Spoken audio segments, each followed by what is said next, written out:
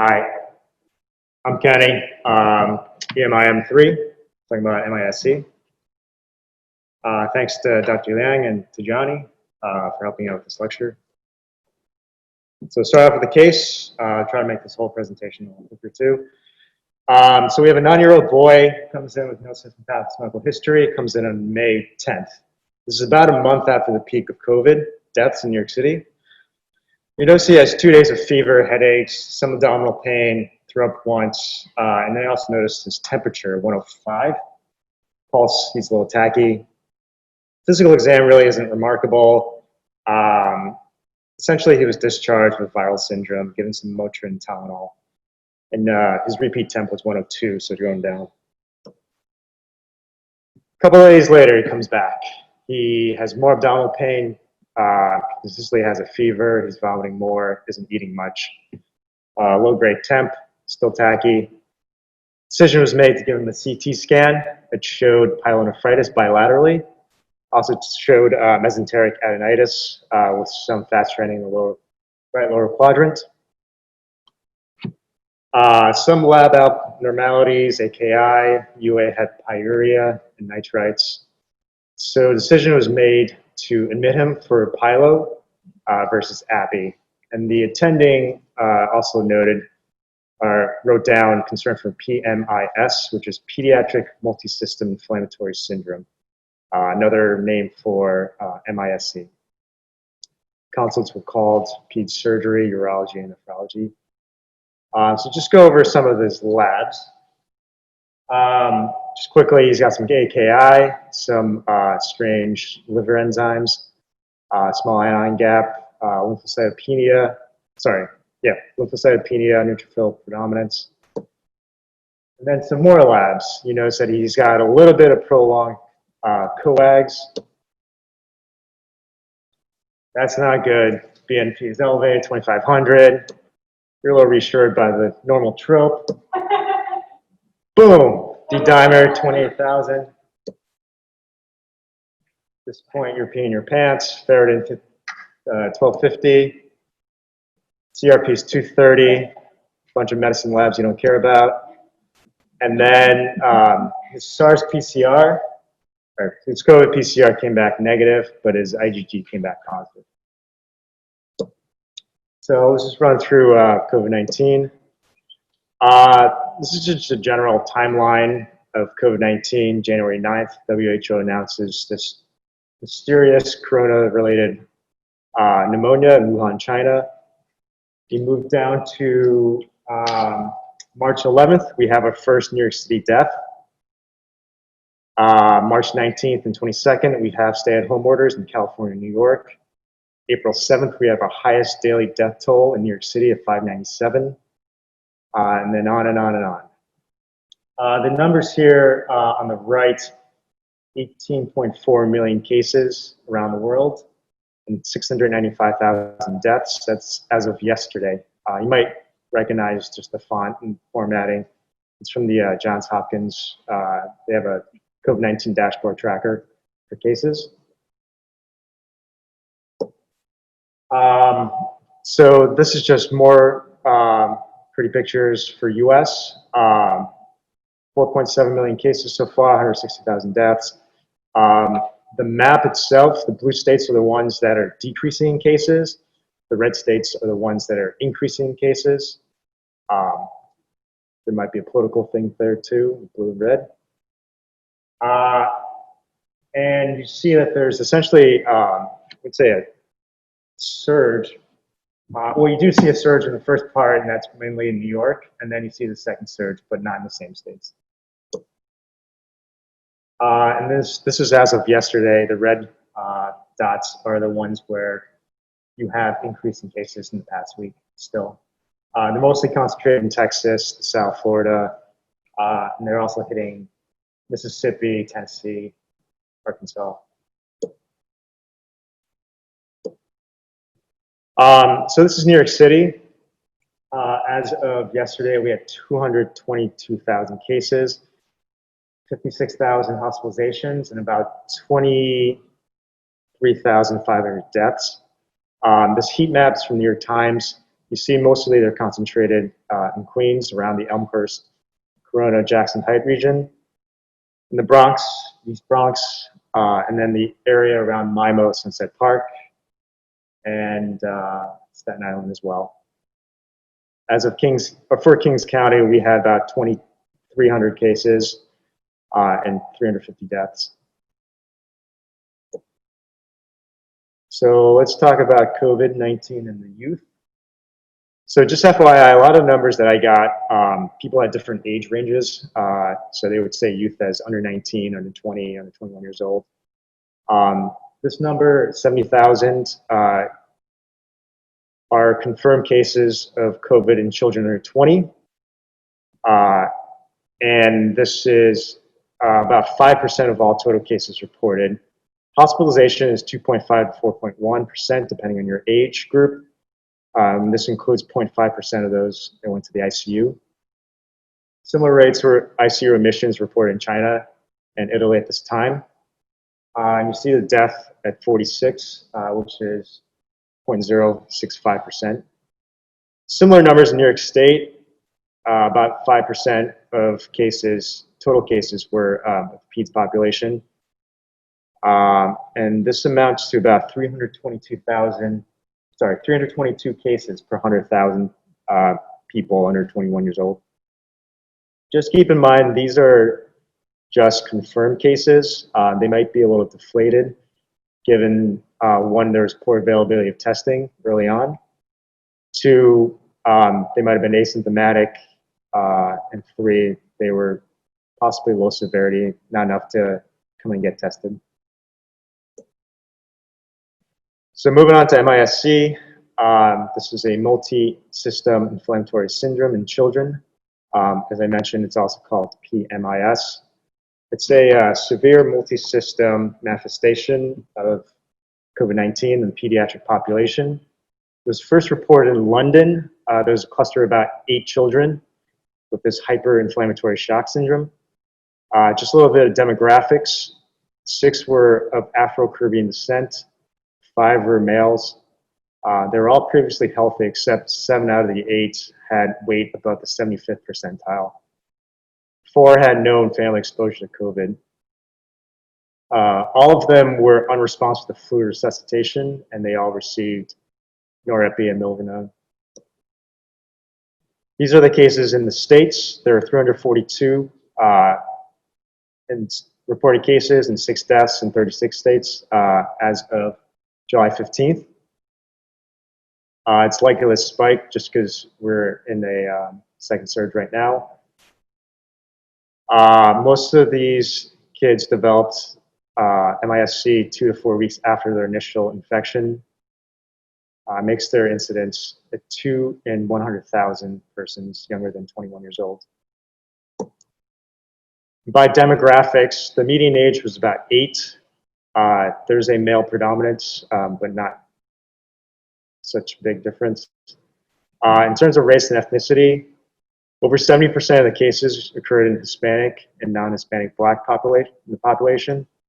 There hasn't been really much study on whether there's a genetic component involved or socioeconomic or certain community attributes or systemic factors that contribute to this.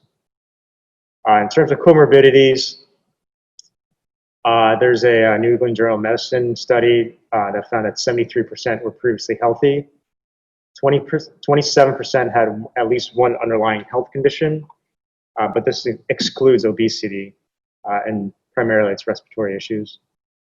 There was another study that showed 36% had a coexisting condition, and 29% of those people had obesity. And then second highest comorbidity was asthma. In terms of prognosis, this is based off of an early study until May 20th. 80% required ICU admission, 4 got ECMO, 20% were intubated, and about half required pressors. And in terms of outcome, 2% passed. So this is a relatively new illness, obviously. So there hasn't been a lot of studies. A lot of the information I've gotten were through just case studies and case reports. But the majority of information that have been presented are through these two New England Journal of Medicine studies. The one on the left is from 53 hospital sites across the country.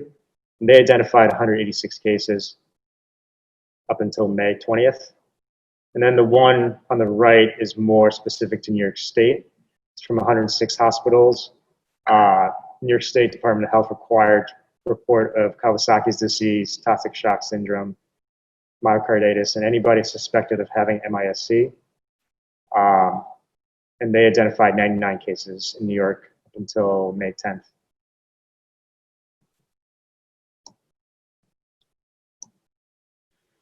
So just in terms of case definitions, there's multiple definitions from the CDC, WHO. The UK has a different one. New York State has one as well. But there are a lot of similarities, like age. There's mild differences you can see here. Fever, the CDC has greater than 1 day versus WHO is greater than 3. But they both require laboratory evidence of inflammation, multi-system involvement, evidence that you had or have a COVID-19 infection. The CDC actually has an additional stipulation saying that you have to be hospitalized. And then this is the Department of Health for New York State's definition.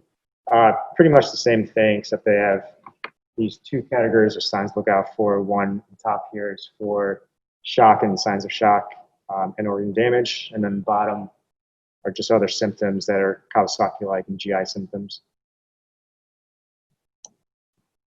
And it's thought that COVID-19 itself presents as a spectrum in kids. So on the left, you have the asymptomatic carriers, and on the right, you have COVID-19 with associated MISC.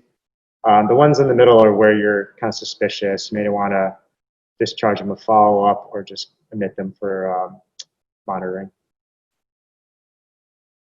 So in terms of pathophys, it's considered a post-infectious process. On the left here of the chart is your early infection. The thought process is that the virus cells, they bind to ACE2 receptors in your nasal and bronchial epithelial cells. At some point, they enter into the pulmonary phase where they cross into the endothelial cells, which are your capillaries in your lungs. That triggers a larger immune response. And then towards the right here, you enter a hyperinflammation stage where you have extrapulmonary systemic inflammation. This is where you get the cytokine storm. You get increased cytokines, IL-6, 2, 7, TNF-alpha, and then you have increases in your inflammatory markers, CRP, D-dimers. You see similar effects in Kawasaki's disease, toxic shock syndrome, macrophage activation syndrome. And because of this hypercytokine, hypoinflammatory response, the medications you use are to basically decrease the amount of systemic inflammation. So IVIGs, steroids, or you can use the novel cytokine inhibitors. There's a thought process of why so few kids are actually infected with COVID and subsequently develop MISC.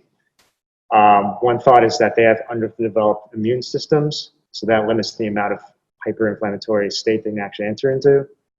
Another thought process is that their ACE2 receptors are actually underdeveloped as well, so viruses can't bind and enter the body as well. Another thought is that they have partial immunity from other viral exposures. So these are symptoms that come up with MISC. It's in the definition, but fever is obvious. Median duration is about 4 days before they enter the hospital. GI complaints are very prominent.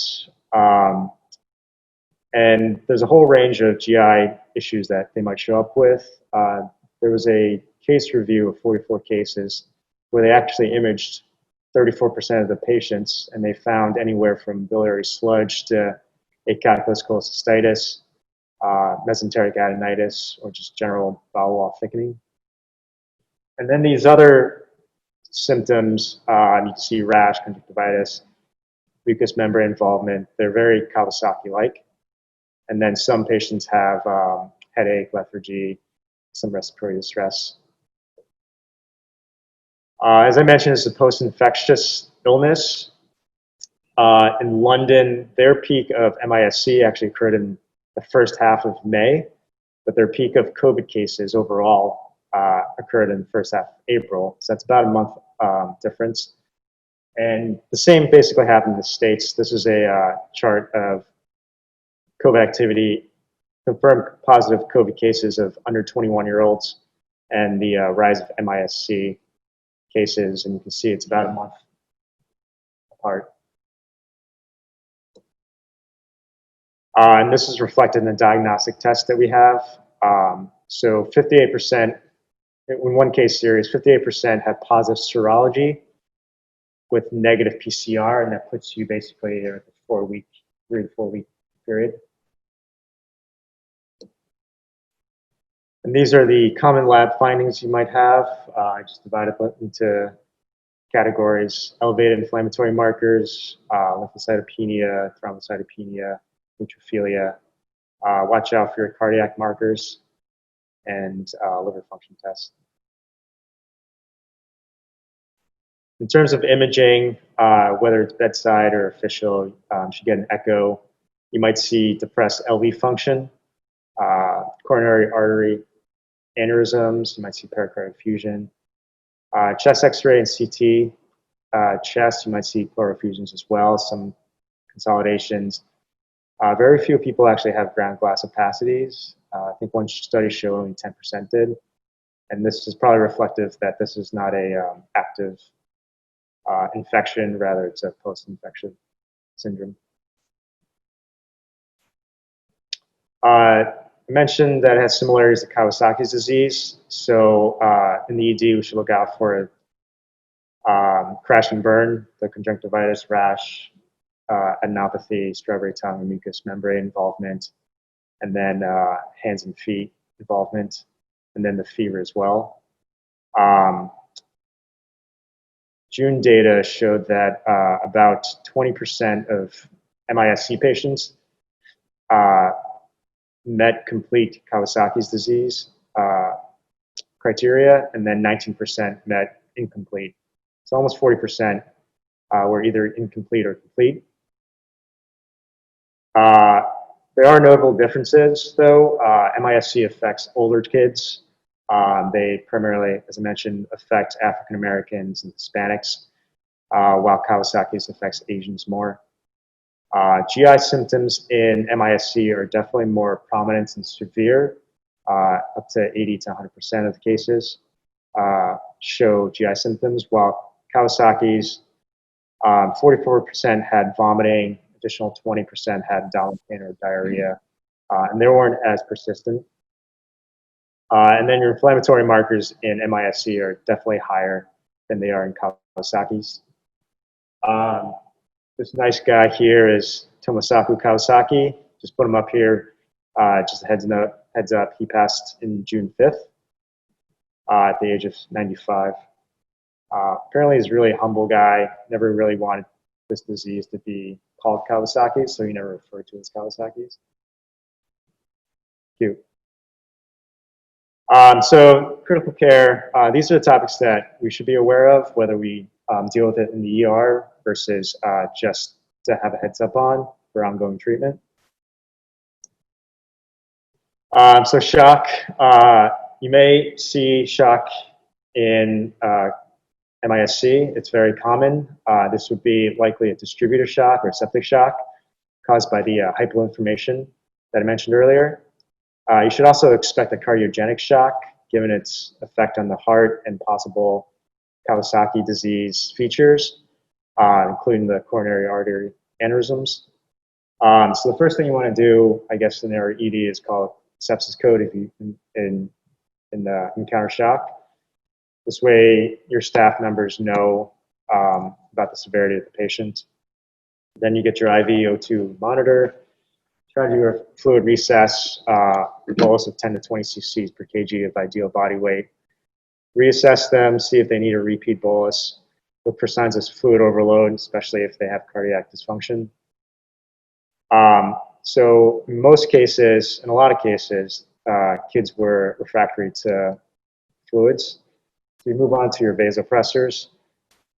So majority of patients actually got vasopressors. The studies that I looked at didn't really specify, at least the New England Journal of Medicine studies didn't specify which pressors they use. But for septic shock, we often start off with norepi. You might consider just epi as well, which has less of a beta effect to not stress an already stressed heart. And you can consider milrinone for the inotropic effect, just to help with the contractions. But just note that milrinone can also cause decreased BP, so just use it in conjunction with a vasoactive medication. And if you're on the floor, if you're in the ED and you can't get a central line, just consider dopamine in high doses as well. In terms of glucocorticoids, if you're at this point, essentially after pressors, they're catecholamine resistant. So hopefully you've done a more complete workup, looking for other causes of shock, including pneumothorax, or looking for pneumothorax, pericardial effusion, signs of bleeding. But you can consider adrenal insufficiency. So the use of steroids is, I was reading, a little controversial. There's no study or overarching study that shows the risk and benefits of it in a patient, a pediatric septic shock scenario. But if you are to use stress dose steroids, you can consider hydrocortisone 2 to 4 mg per kg per day, or you can use methylpred 0.4 to 0.8 mg per kg.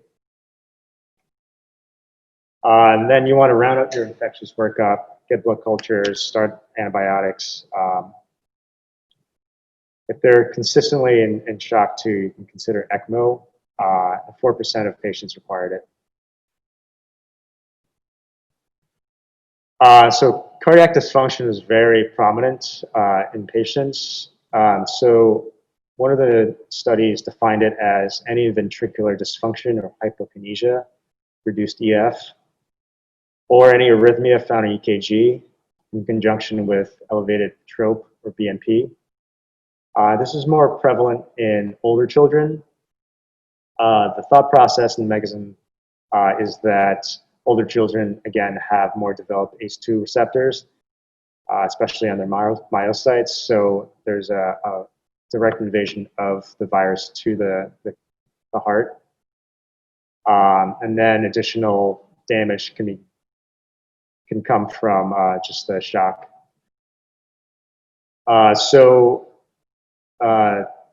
One of the studies showed that in New York State, at least, out of the 99 kids with confirmed MISC, 94% of them had at least one echo. 52% had some kind of ventricular dysfunction. 32% had pericardial effusion, and 9% had some kind of documented coronary artery aneurysm. As opposed to Kawasaki's, 25% would have an aneurysm in untreated case, and 5% would have an aneurysm in treated cases. So your approach is to put them on a monitor, get EKGs, assess for arrhythmias, and get an echo to look for aneurysms. You want to do serial echoes as well. I mean, this is more for the ICU team or the Peds team and as an outpatient, just in case they develop them over time. The Kawasaki guidelines say you should get them 1 to 2 weeks or 4 to 6 weeks post-treatment. So at our hospitals and I guess across the country, the protocols typically are to follow the Kawasaki disease treatment protocols. So that includes IVIG, glucocorticoids, and high-dose aspirin. So that same New York State study, 70% of kids received IVIG, 64% received steroids, and 48% received the combo. Those studies actually didn't say whether they used aspirin or not. There was another paper that showed only about a quarter of the patients received aspirin. I'll get back to that later. So IVIG is the mainstay treatment for suppression of inflammation for Kawasaki's. You would give it 2 grams per kg, usually over half a day. If they can't tolerate that because of LV dysfunction, it's too large of a volume for the heart to handle, you can split that over the next few days. You want to give this within first 7 to 10 days of the illness, and you also want to perform your serologic test before giving IVIG. In terms of steroids, typically use either methylpred or prednisolone. Dosing for methylpred is 1.6 mg per kg, and prednisolone is 2 mg per kg. In terms of high-dose aspirin, this is part of the treatment package. The thought process is it has some anti-inflammatory effects. So the high dose amount is usually 80 to 100 mg per kg, or some studies have shown 30 to 50 mg per kg. And then you can decrease to 3 to 5 mg per kg after their fevers resolve, or the ESR gets normalized, or they clinically improve. There is some controversy with using aspirin, though.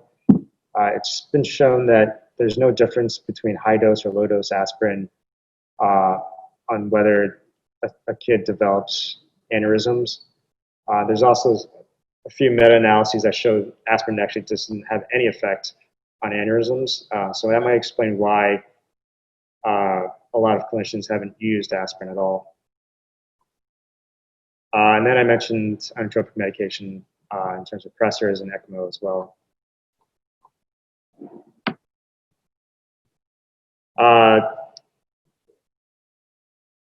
So same with the adult counterparts. You want to look out for any respiratory failure or respiratory distress. However, MISC patients tend to have fewer needs in terms of this. About 20% were intubated across the US, about 10% in New York State, and then about half those for each for non-invasive options. But given this, you want to still start off with your non-invasive options, nasal cannula, non-rebreather, BiPAP.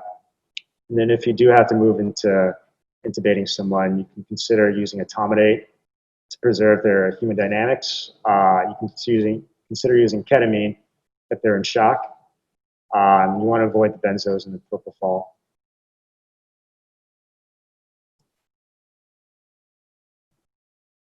So thrombotic complications, this was well documented in adult patients, whether they have PEs, DVTs, strokes, microthrombi everywhere. So a lot of institutions have these policies in place, whether to give anticoagulation or not, whether it's prophylactic, full dose, or even as an outpatient, ongoing. It's still under investigation and studies, and you can see that, at least on the adult side, there's a wide range of cutoffs for D-dimers, which basically points to there's no consensus of what to do with this. But given that adults are essentially showing up with clots, and children also have signs of that their coagulation pathways are being activated with the high D-dimers and the fibrinogen. There are a lot of hospitals have treatment guidelines that are based off the adult ones. So this is, So in the U.S. study, they showed that 7% of 13 to 20-year-olds had PE or DVT, and only 1% of 5 to 12-year-olds had PE or DVT. So the bottom half of this is our HEMONC recommendations for our hospitals, and their treatment plan is based off of severity of illness. And I'll put those. There's a full what do you call it, protocol at the end of this, at the end of these slides that show what they mean by mild, moderate, severe. But if you're moderate severe, you can give aspirin or Lovenox prophylactically. The only reason you would give therapeutic Lovenox is if somebody does have evidence of the DVT or PE, or if they have some cardiac dysfunction. The therapeutic dose is basically the same as the adults, 1 mg per kg per dose, Q12, and the prophylactic dose is half of that. In terms of other treatment options, most of these you won't give in the ED. It's more of a PICU, ICU option. Just to run through them, Remdesivir is a nucleoside analog. It blocks RNA polymerase, which blocks viral replication. You can imagine you can imagine this is less effective for MISC because it's a post-infectious syndrome. It's not an active infection. It's shown in adults to reduce recovery time, but mortality benefits were statistically insignificant. There haven't been any studies shown, or there haven't been any studies for MISC. The next two are cytokine inhibitors, anakinra and tocilizumab. The second is the one that we use more often in this hospital. This is just more of an alternative option if glucocorticoids don't work or they're refractory to it. And if you do essentially consider using this, you can consider calling a rheumatology consult. And then the last option is convalescent plasma from recovered COVID-19 patients. I've only seen case reports of kids that have received this, and it's only in more dire circumstances. There's one case in New York City where a 20-year-old kid was intubated, had severe LV dysfunction, received a diagnostic cath, received a intra-aortic balloon pump, given steroids, given convalescent plasma, basically given the whole 9 yards, and he survived. But other than that, I haven't really read too much about it being given. Just in terms of the case, our kid went up to the floors, continued to be unstable, was hypotensive, even after 2 boluses. He was transferred to the PICU. In terms of his hospital course, he received pressors, dopamine on the floors, and norepi and milrinone through his central line. His echo was normal. His EKG showed a new complete right bundle branch block, which was resolved by the time of discharge. In terms of his respiratory status, he was having trouble breathing, but nothing to require BiPAP or intubation. CT, PE was done, duplex were done. They were both negative. He received full dose Lovenox for the first couple of days of his hospital stay, and then was switched to prophylactic dose and discharged with aspirin for 6 weeks. He did experience thrombocytopenia to 62, received cryoprecipitate. ID-wise, he got tocilizumab, IVIG, steroids, and antibiotics. Both his U culture and his blood culture were negative. So in terms of takeaways, just be vigilant. Like in this case, kid comes in the first time with high fevers, discharged with a viral illness. If they come back, just be more aware that potentially this could be MISC. At the same time, over time, antibody positivity is going to be increasing because it's going to be more of a herd immunity situation. So not all fevers that come in antibody positive and PCR negative are going to be MISC. I think we've been running into situations where we're admitting a lot of patients for the workup to rule out MISC, even though they look great. You want to follow your protocols. Note that there's differences between downstate and UHB, or sorry, downstate and KCH. And then cardiac consults early, ICU, cardiology, hematology, consider transfer to ECMO. And these are the protocols for county, downstate, EMONC guidelines.